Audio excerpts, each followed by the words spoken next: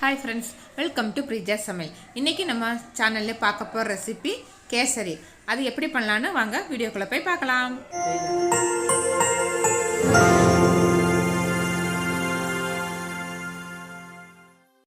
ஒரு பாத்திரம் அடுப்பில் வச்சிருக்கேன் ஹீட் ஆனதும் ஒரு ஸ்பூன் நெய் விட்டுக்கலாம்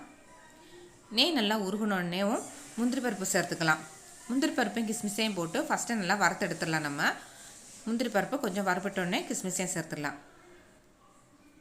இப்போ இது ரெண்டுமே நல்லா வறுபட்டு வந்துக்கிட்டு இருக்கு இதை நம்ம ஒரு பாத்திரத்துக்கு மாற்றிடலாம்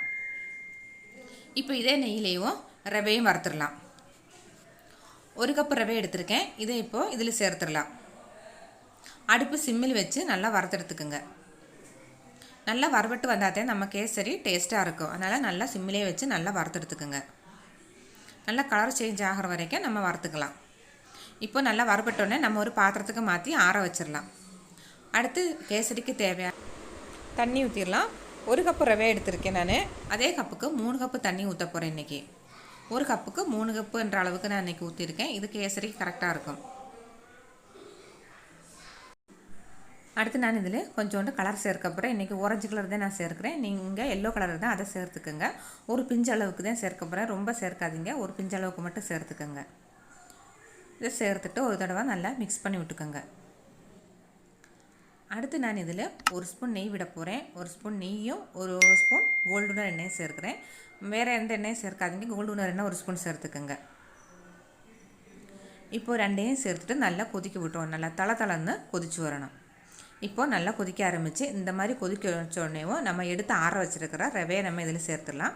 அடுப்பு சிம்மில் வச்சுட்டு கொஞ்சம் கொஞ்சமாக சேர்த்து நல்லா கிண்டி விட்டுட்டே இருங்க கை எடுக்காமல் கிண்டிக்குங்க கை எடுத்தேன்னா கட்டி தட்டிடுறதுனால கை எடுக்காமல் நல்லா கிண்டி விட்டுக்குங்க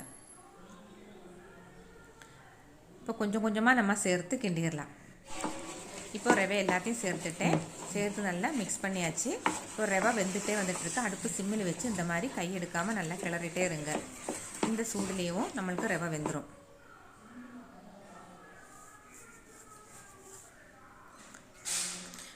இப்போது ரவை நல்லா வெந்து வந்துருச்சு அடுத்து நம்ம இதுக்கு தேவையான அளவுக்கு ஜீனி சேர்த்துக்கலாம் ஜீனி சேர்க்கும்போது இன்னும் கொஞ்சம் இலக்கம் கொடுக்க அதனால் நல்லா இந்த மாதிரி தண்ணியெல்லாம் நல்லா ட்ரை ஆன பிறகு ஜீனியை சேர்த்துக்குங்க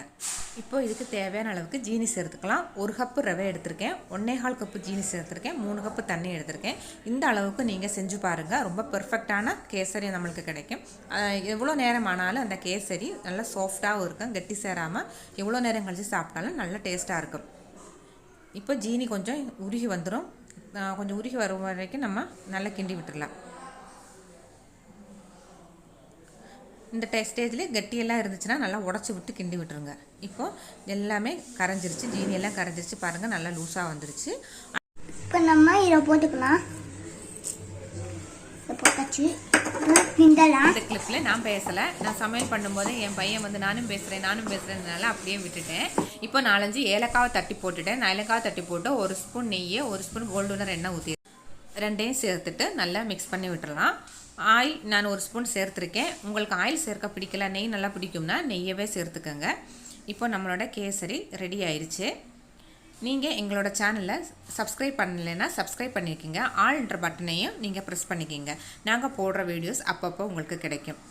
எங்கள் வீடியோ பிடிச்சிருச்சுன்னா லைக் பண்ணுங்கள் ஷேர் பண்ணுங்கள் சப்ஸ்கிரைப் பண்ணுங்கள் இப்போ நம்ம கேசரியோட லாஸ்ட் ஸ்டேஜுக்கு வந்துட்டேன் நம்ம வறுத்தெடுத்து வச்சுருக்கிற கிஸ்மிஸ் முந்திரியையும் இதில் சேர்த்துடலாம்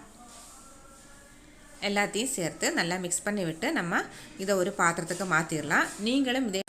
இதே மாதிரி வீட்டில் செஞ்சு பாருங்கள் செஞ்சு பார்த்துட்டு எப்படி இருக்குதுன்னு எனக்கு சொல்லுங்கள்